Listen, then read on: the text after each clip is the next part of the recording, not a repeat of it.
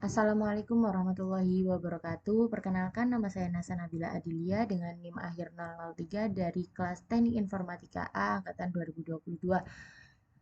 Di sini saya akan menyampaikan materi tentang standarisasi jaringan komputer.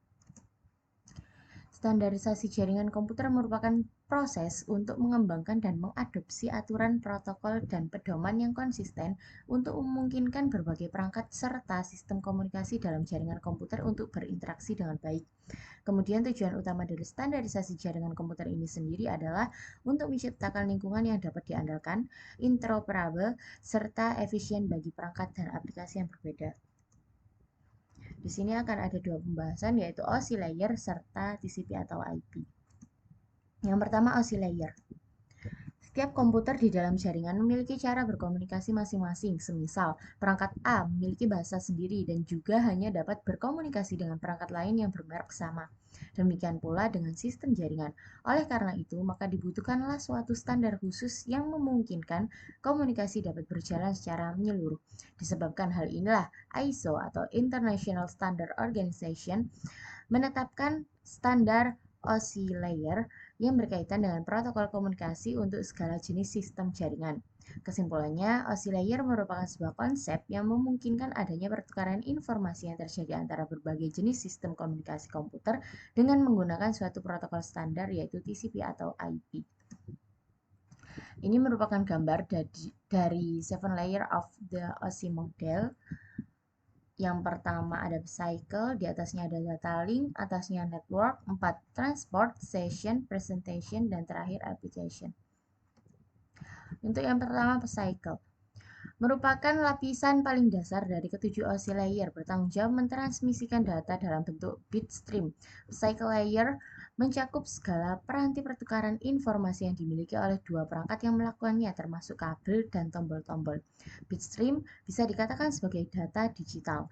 Bentuknya tak kasat mata dan berurutan melalui alur tertentu yang bisa ditransmisikan melalui media fisik. Contoh dari data digital seperti tegangan listrik, frekuensi radio, frekuensi internet, cahaya, dan lain-lain. Selanjutnya data link. Jika network layer merupakan penyalur informasi antar jaringan, maka data link merupakan pemberi jalur komunikasi di dalam jaringan yang sama. Tugas-tugasnya hampir sama dengan network layer dan transport layer, hanya saja internal dalam satu jaringan. Selanjutnya, network. Network berarti jaringan. Dalam hal ini, network layer bertugas memberikan jalur sebagai fasilitas bagi proses pertukaran informasi antara dua jaringan berbeda. Network layer tidak diperlukan pada komunikasi perangkat di jaringan yang sama. Network layer mencari jalur komunikasi terbaik antar jaringan, routing. Lapisan ini menyalurkan data kiriman dari perangkat sumber dengan cara membaginya dalam paket-paket kecil, lalu menyusunnya kembali ketika telah sampai pada perangkat penerima. Selanjutnya, transport berperan sebagai penanggung jawab kiriman pesan antara dua perangkat, mengambil data dari layer sebelumnya dan meneruskannya ke lapisan berikutnya, sekaligus memastikan bahwa data tersampaikan dengan baik. Lapisan ini juga bertanggung jawab mengendalikan alur komunikasi antara dua perangkat dengan kecepatan internetnya berbeda agar dapat saling mengoptimalkan, juga memastikan data tersampaikan secara lengkap dan meminta kiriman ulang jika gagal. Selanjutnya ada session. Durasi waktu yang diperlukan untuk berkomunikasi disebut session atau sesi. Lapisan ini bertanggung jawab untuk membuka jaringan dalam durasi waktu yang cukup agar pertukaran data berjalan dengan baik.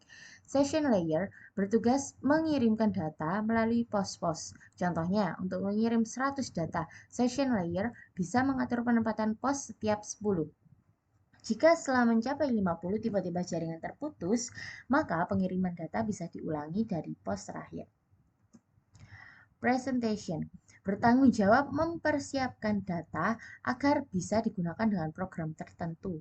Dengan kata lain, mempresentasikan data agar program tersebut dapat menyerap, mengakses, dan menggunakannya.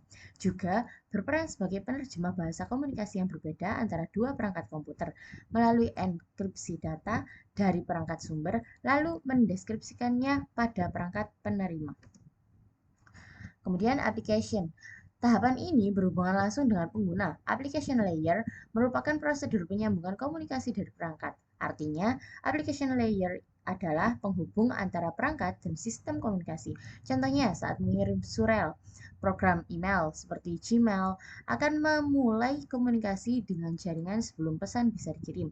Disinilah application layer berlangsung melibatkan protokol HTTP, SMTP, FTP, dan Telnet. Kedua, TCP atau IP, Transmission Control Protocol atau Internet Protocol, adalah suatu standar komunikasi data yang digunakan oleh komunitas internet dalam melakukan proses tukar-menukar data dari satu komputer dengan komputer lainnya dalam jaringan internet.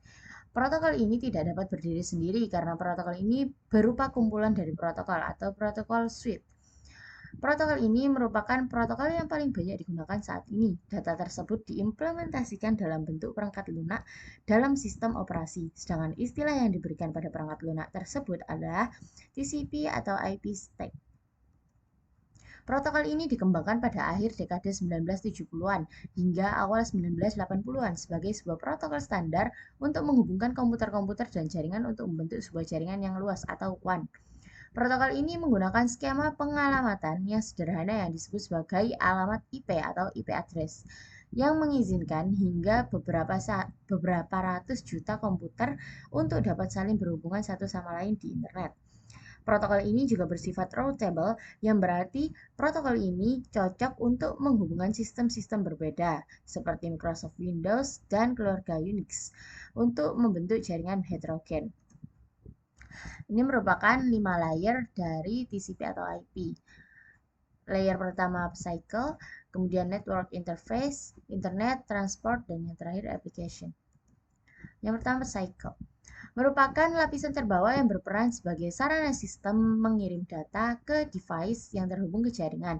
Fungsi dari cycle layer adalah untuk mendefinisikan media transmisi data. Hal-hal seperti level tegangan, nomor, dan lokasi pin interface. Hal-hal seperti level tegangan, nomor, dan lokasi pin interface didefinisikan pada layer ini. Kemudian yang selanjutnya network access. Protokol pada layer ini menyediakan media bagi sistem untuk mengirimkan data ke device lain yang terhubung secara langsung. Fungsi dalam layer ini adalah mengubah IP datagram ke frame yang ditransmisikan oleh network dan memetakan IP address ke cycle address yang digunakan dalam jaringan. IP address ini harus diubah ke alamat apapun yang diperlukan untuk cycle layer untuk mentransmisikan datagram. Kemudian internet. Di atas network access layer ada internet layer. Internet protocol merupakan jantung dari TCP atau IP dan protokol paling penting pada internet layer RFC 791. IP menyediakan layanan pengiriman paket dasar pada jaringan tempat TCP atau IP network dibangun. Seluruh protokol di atas dan di bawah internet layer menggunakan internet protokol untuk mengirimkan data. Semua data TCP atau IP mengalir melalui IP, baik incoming maupun outgoing, dengan mengabaikan tujuan terakhirnya. Kemudian transport. Dua protokol utama pada layer ini adalah Transmission Control Protocol atau TCP dan User Datagram Protocol atau UDP.